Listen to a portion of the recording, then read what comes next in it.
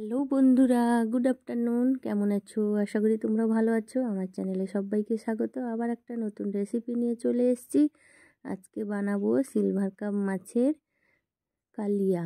এটা বানাবো কিভাবে তোমাদেরকে দেখাচ্ছি। চলো আজকে এতে পেঁয়াজ কলি এবং আলু দেব।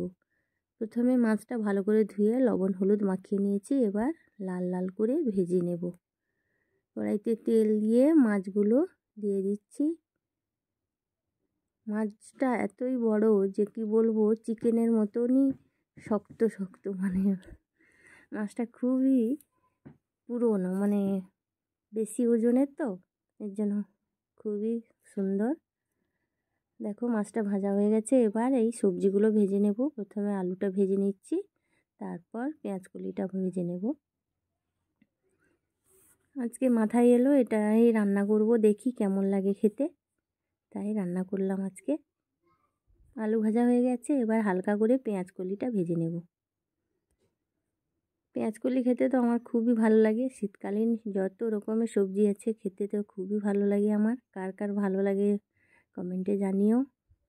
পেঁয়াজ কলি ভাজা হয়ে গেছে। এবার তেল দিয়ে দিয়েছি। এবার ফোড়নে দিচ্ছি গোটা জিরে এবং গরম মশলা। তারপর দিলাম কাঁচা লঙ্কা, চেরা কাঁচা লঙ্কা। এটাকে ভেজে এবার দিয়ে দিচ্ছি টমেটো কুচি আর পেঁয়াজ কুচি। এটা হালকা লবণ দিয়ে কষিয়ে নেব। মশলাটা ভালোভাবে কষালে টেস্টটাও ভালো হবে। লবণ দিয়ে দিচ্ছি, দিলে তাড়াতাড়ি এটা নরম হয়ে যাবে এবং কষানোটা ভালো হবে। এবার আদা রসুনের পেস্টটা দিয়ে দিলাম, দিয়ে ভালো করে কষিয়ে নেব।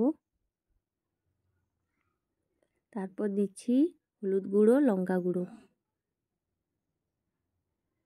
অল্প জল দিয়ে মশলাটা ভালো করে কষিয়ে নেব।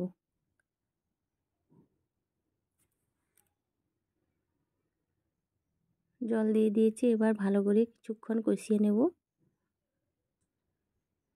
তেল ছেড়ে দিলে তখন ভেজে রাখা সবজিগুলো দেব। দেখো কালারটা কেমন এসছে, খুব সুন্দর কালার এসছে। এবার ভেজে রাখা আলু আর পেঁয়াজ কলি দিয়ে দিচ্ছি। এটাও কিছুক্ষণ কষাবো ভালো করে।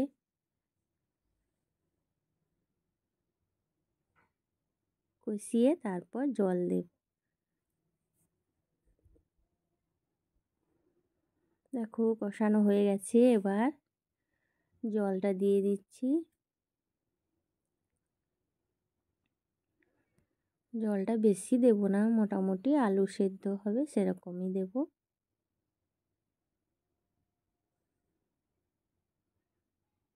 কারা কারা এরকম রান্না করে খেয়েছো জানিও, পেঁয়াজ কলি আলু দিয়ে মাছের কালিয়া। আমার তো এটা প্রথমে আমি রান্না করছি সিলভার কাপ মাছের। ঝোলটা ফুটে উঠেছে। এবার ভেজে রাখা মাছগুলো দিয়ে দেব।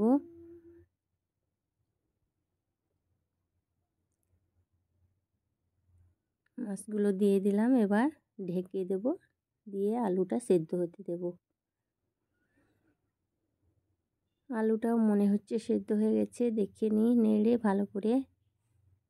না, আবার ঢাকা দিয়ে দিয়েছি। চলো এবার দেখি।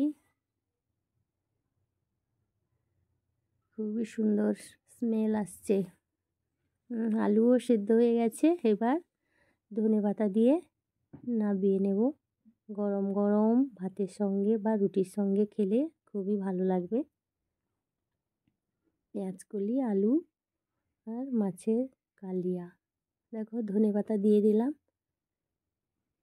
দিয়ে গ্যাসটা অফ করে দেব। রেডি হয়ে গেছে মাছের কালিয়া। Tata, bye bye.